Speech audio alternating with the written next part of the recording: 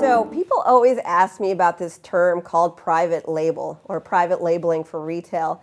And they never are really sure about what it means, but they keep hearing this term. And so that I wanted to take a minute to really kind of explain what it's all about, because I think it is imperative that a lot of you understand this concept. So there's a couple of different ways to sell to the retailers, right? So one is that you sell your product directly to them. It's your brand, it's your product, it's your packaging, it's your whole entire product, and you're selling to the big box stores. But then there's a whole other section of that major retailer where it's private label. And really what that means is, say you go to a grocery store, like say Safeway is one that's local to me.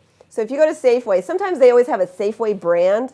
So it's actually Safeway's brand, but ultimately it's still products on the shelves and they're still selling the products. And sometimes people will go and buy the Safeway brand versus something else because of the fact that it's Safeway, it's cheaper, or whatever it is for them.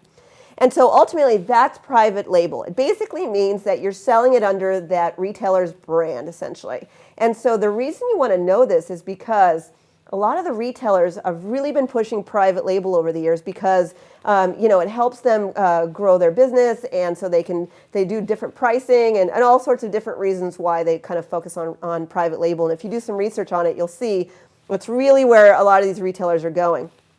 But ultimately, they're not creating, a lot of times these retailers aren't going to go out and create new products.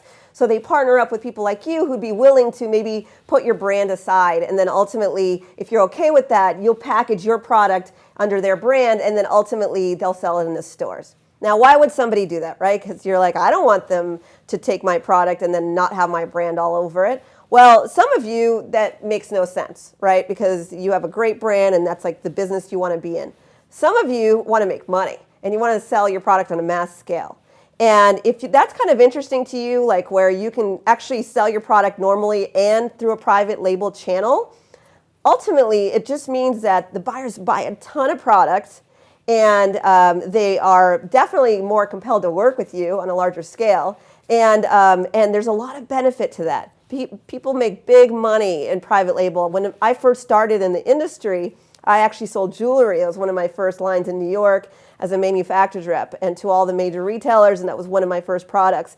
And so ultimately, we did most of it on private label, and we made a killing. Why? Because the more of a product we could funnel to these retailers, because we were willing to do it, and sometimes in certain industries it's more common than others, but ultimately there was a lot of money to be made, and so that was why a lot of times we focused on that route. So if that makes any sense to you, definitely explore the private label option, because it can really grow your business, and it's pretty awesome. So, and I talk about that in my Retail MBA program as well.